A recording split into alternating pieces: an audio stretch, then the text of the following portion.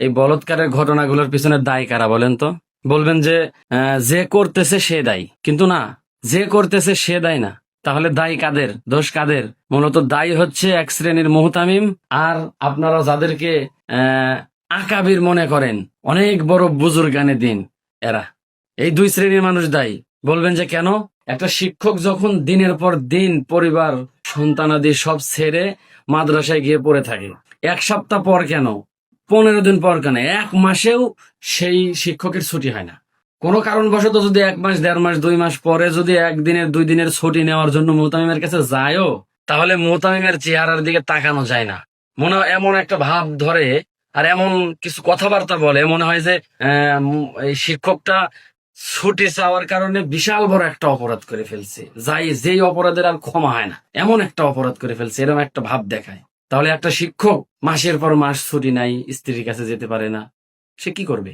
আবার কোন শিক্ষক যদি মনে করে যে যেহেতু ছুটি পাই না, পরিবারের কাছে যেতে পারি না, তাহলে বাসা ভাড়া নিয়ে থাকি, তাহলে সেটা কি সম্ভব? সম্ভব না। কেন সম্ভব না? কারণ এই মাদ্রাসায় যা দেয়, যেই টাকাটা দেয় আর যেই বেতনটা দেয়, এই বেতন দিয়ে কি ভাড়া বাসা নিয়ে থাকা সম্ভব? কোনোভাবে সম্ভব না। আর যদি কেউ মনে করে যে সম্ভব হোক বা না হোক, আমার আর্থিক অবস্থা ভালো আছে, আমি বাড়ি থেকে সহযোগিতা নিব, আমার বাবার কাছ থেকে সহযোগিতা নিব, নিয়ে আমি সেই টাকা দিয়ে বাসা ভাড়া নিয়ে আমি সেই টাকা দিয়ে খরচ করে থাকবো, তাহলে সে বাসা ভাড়া নিবে ঠিকই, কিন্তু এই বাসা ভাড়া নেওয়ার পরে বউ বাসাতে থাকবে, তাকে মাদ্রাসায় থাকতে হবে। সে ওই বউয়ের কাছে সময় কাটানোর সময় পাবে না, যেতে পারবে না, কারণ মাদ্রাসার নিয়মটাই তৈরি করা হয়েছে এইভাবে যে 24 ঘন্টা মাদ্রাসায় থাকো। আর যদি ফাঁক ফোকর খুঁজে কোনো শিক্ষক যদি ওই বাসা দিয়ে তারপরেও গেলেও, মুহূর্তে এমন একটা রিয়াকশন হবে যেন এই শিক্ষক বাসা ভাড়া নিয়ে থাকার কারণে সে তার 7 জন্মের শত্রু হয়ে গেছে, এমন একটা ভাব।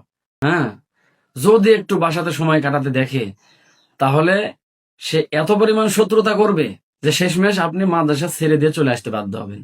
24টা ঘন্টা মাদ্রাসায় থাকবে, 24টা ঘন্টা মাদ্রাসা দেখাশোনা করবে, শুক্রবারের দিন একটা দিন ছুটি থাকে, তাও বাড়িতে যাওয়া যাবে না, মাদ্রাসায় কাটাতে হবে, কারণ ছাত্ররা মাদ্রাসায় আছে, তাদেরকে দেখে শুনে রাখতে হবে। তাহলে এই শিক্ষকটা করবে কি? ওর কি চাহিদা নাই? ওর শারীরিক চাহিদা নাই? ওর মানসিক প্রশান্তি নাই? তাহলে তার করণীয় কি? আর এত এত এই ঘটনাগুলো সংঘটিত হচ্ছে দেখার পরেও যে সমস্ত আকাবিরদের মাথায় এখনো পর্যন্ত এটা আসে না যে মাদ্রাসার এই বর্তমানের নিয়মগুলো পরিবর্তন করা দরকার, তাছাড়া এই ঘটনা আরো বৃদ্ধিই পাবে। যাদের মাথায় এখনো পর্যন্ত এই চিন্তা ভাবনা, আর কোন আকাবিরের বুদ্ধি আছে তাদের মাথায়? হ্যাঁ, আপনি তাদেরকে আকাবির বলেন? সব হচ্ছে স্বার্থলোভী শয়তান, সব স্বার্থলোভী শয়তান। এখন বর্তমান যে শিক্ষকরা এগুলো কারণে মাদ্রাসা ছেড়ে দিতে বাধ্য হচ্ছে, তারা অন্য অন্য কর্মে লেগে যাচ্ছে মাদ্রাসায় পড়ার পরেও, এটা নিয়েও কি কোনো আকাবিরের আজ পর্যন্ত কোনো মন্তব্য দেখেছেন বা তাদের কোনো ফিকির, চিন্তা, মাথা ব্যথা দেখেছেন? দেখেননি। একটা ছাত্র এতদিন পর্যন্ত মাদ্রাসায় লেখাপড়া করার পরে সে শিক্ষকতা করে, এটাই আমরা দেখে আসতেছি। কিন্তু বর্তমানে লেখাপড়া করার পরে শিক্ষকতা করতেছে না, যদিও অনেক শখ নিয়ে শিক্ষকতায় ঢুকে, কিন্তু এগুলো কাহিনী দেখার পরে সে আর করতে চায় না, চলে আসে বাইরে, চলে এসে অন্য কোনো কর্মে লেগে যায়। তো এই যে শিক্ষক শূন্য হয়ে যাচ্ছে মাদ্রাসায়, এটা নিয়ে কি কোনো আকাবিরের আজ পর্যন্ত মাথা ব্যথা দেখছেন, চিন্তা দেখছেন, তাদের ভাবনা দেখছেন এটা নিয়ে যে কি হচ্ছে, এটার পিছনে করণীয় কি, এটা সমাধান করা দরকার, এরকম কোনো বিবৃতি তাদের কাছ থেকে পেয়েছেন? পাননি, পাবেনও না। কারণ তারা আকাবিরের মুখোশ পরে আছে আপনাদের থেকে স্বার্থ হাসিল করার জন্য।